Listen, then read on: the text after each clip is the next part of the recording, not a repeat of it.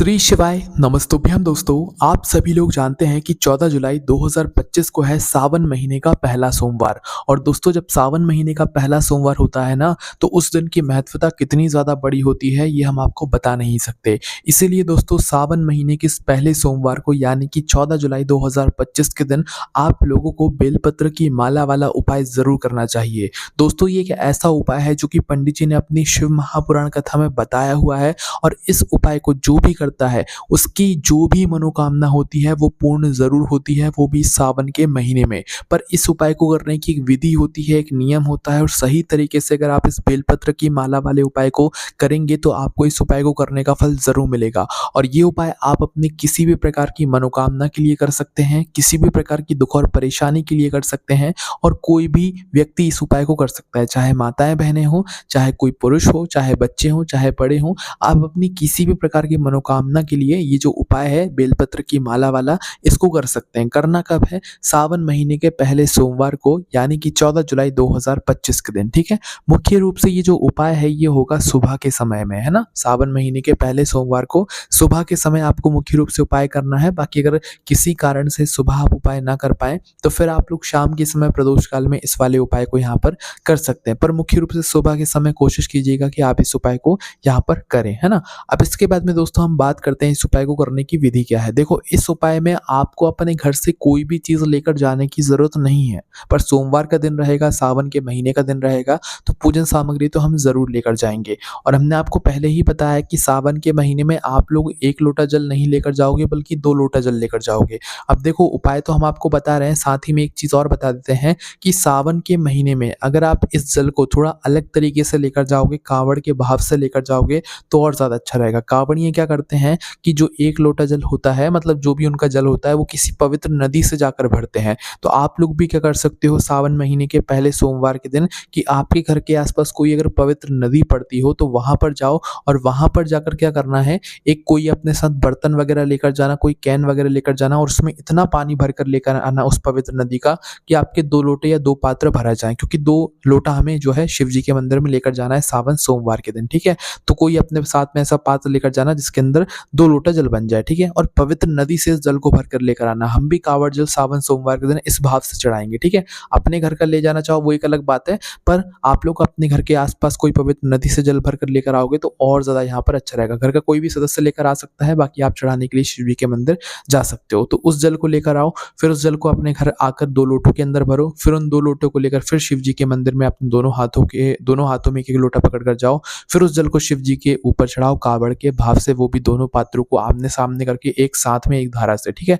इस जल को चढ़ाने का जो आपको फल मिलेगा ना, उसकी आप कल्पना भी यहाँ पर नहीं कर सकते, है ना। तो कहने का मतलब है ये है कि ये जो बेलपत्र की माला वाला जो उपाय है, इसमें आपको अपनी तरफ से कोई सामग्री लेकर जाने की ज़रूरत नहीं है, बट जब भी आप लोग 2 लोटा जल शिव जी पर चढ़ाने के लिए ज़रूर लेकर जाइएगा, ठीक है।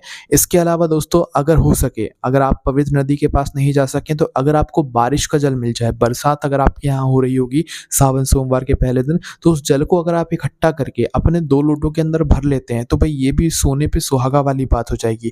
तो बारिश के जल को भी, बरसात के जल को भी आप 2 पात्रों के अंदर भरकर इसे भी शिव जी के मंदिर जाकर चढ़ा सकते हैं। इसका भी बहुत ही बड़ा फल मिलता है। और अगर ये दोनों ही चीज़ आप नहीं लेकर के जा सकते तो अपने ही घर के रसोई घर से जल लेकर जाइएगा 2 लोटों के अंदर, फिर उस जल को शिव जी के ऊपर यहाँ पर चढ़ाइएगा सावन सोमवार के पहले दिन ना।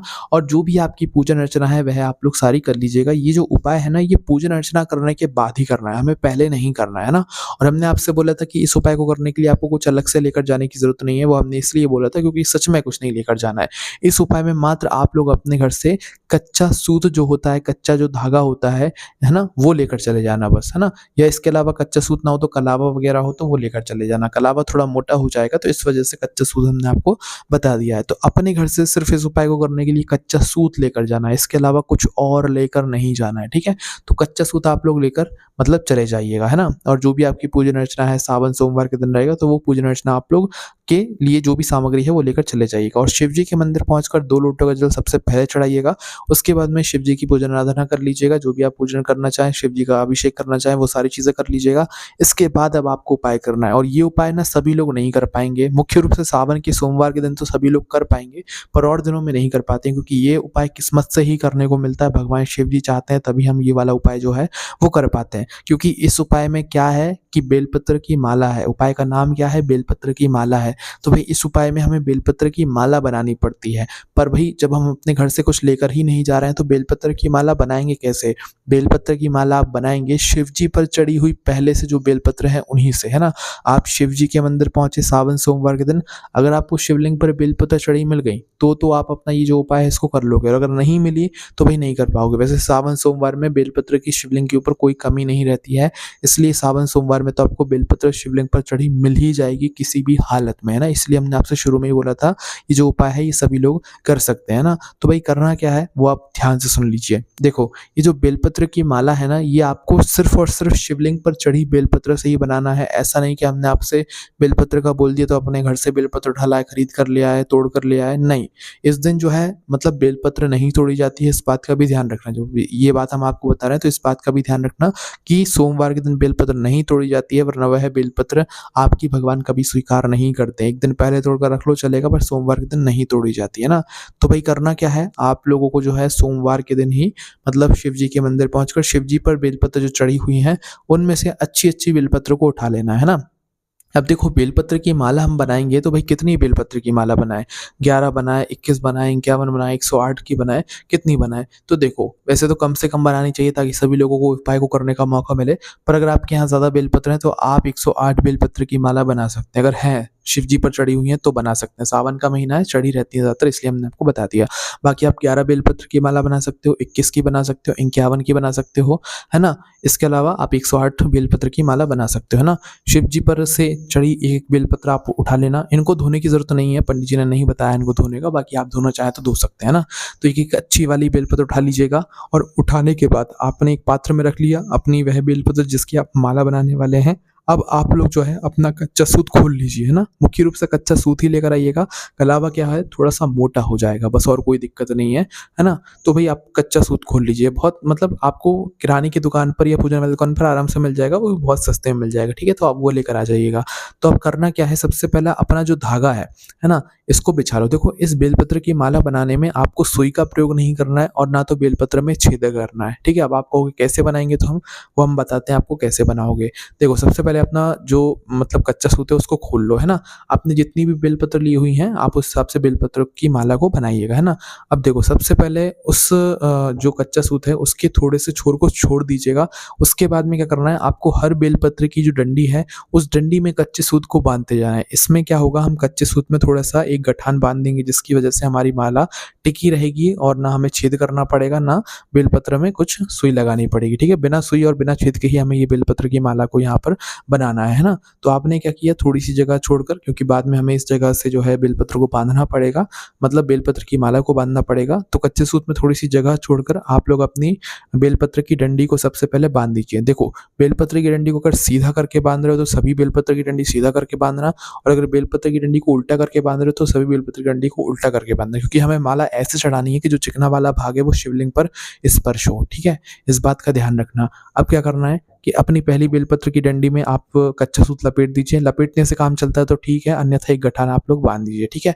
फिर उसके बाद में अगर आप ज़्यादा बेलपत्र की माला बना रहे हैं तो जगह मत छोड़िए और अगर आप कम बेलपत्र की माला बना रहे हैं तो थोड़ी-थोड़ी सी जगह छोड़कर आप जो है अपने कच्चे सूत में ही उस बेलपत्र की जो मतलब डंडी है उसको बाँधते जाइए, है ना? ऐसे-ऐसे करके एक-एक बेलपत्र की जो डंडी है उसको बाँधते जाइए और खुल रही है तो एक गठान भी आप लोग बाँध सकते हो और नहीं खुल रही है तो गठान बाँधने की आपको ज़रूरत यहाँ पर नहीं है। इसी तरीके से धीरे-धीरे करके अपनी बेलपत्र की डंडी को अपने कच्चे सूत में बाँधते जाइए। माला बनाने के रूप में जितनी बड़ी माला बनती है वो फिर आपके ऊपर ही है ना? तो भई धीरे-धीरे करके आप अपनी सारी बेलपत्र जितनी भी आपने ली हुई है उदाहरण के लिए हम तो 11 मान लेते हैं कि 11 बेलपत्र आपने ली हुई हैं, तो एक-एक करके पहली, दूसरी, तीसरी, चौथी, 5वीं, 6वीं, 7वीं, 8वीं बेलपत्र, 9वीं बेलपत्र, 10वीं, 11वीं, है ना? बेलपत्र, है ना? तो 11वीं बेलपत्र की भी डंडी आप लोग जो है उस कच्चे सूत के साथ में बाँध दीजिएगा। अब जैसे ही आपने ये 11 बेलपत्र की डंडी को बाँध दिया एक साथ तो भई आपकी एक तरीके से माला अभी तैयार हो चुकी है ना?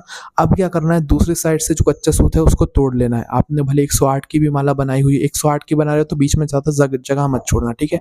अच्छी घनी माला बनेगी और दिखने में भी अच्छी लगेगी, है ना? तो आखिरी में जाकर अपना कच्चा सूत तोड़ देना। अब दोनों छोर को एक दूसरे से जोड़ देना, है ना? जोड़ दोगे तो भई ये गोल-गोल माला बन जाएगी, है ना? इसलिए हमने आपको शुरू में जगह छुड़वाई थी। अब जैसे ही ये गोल-गोल माला बन गई है, जैसे कि हमने आपसे कहा था कि चिकना वाला भाग रख रहे हो तो सभी बेलपत्र का चिकना वाला भाग सामने की तरफ रखना और उल्टा भाग रख रहे हो तो सभी बेलपत्र की उल्टा वाला भाग सामने की तरफ रखना, है ना? अब देखो बेलपत्र की माला को अपने हाथों में उठा लो और उठाने के बाद दोनों हथेलियों में आपको पकड़ना है। इसके बाद में जो बेलपत्री का चिकना वाला भाग है, सभी चिकना वाले भाग ही की तरफ होंगे, तो जो चिकना वाला भाग है उसमें ये ध्यान रखना है कि जो चिकना वाला भाग है वो शिवलिंग को स्पर्श करे। इस तरीके से हमें इस बेलपत्र की माला को शिव जी की शिवलिंग को पहनाना है ना? शिवलिंग को इस बेलपत्र की माला को पहनाना है, इस बात का भी आप लोग ध्यान रखिएगा, ठीक है?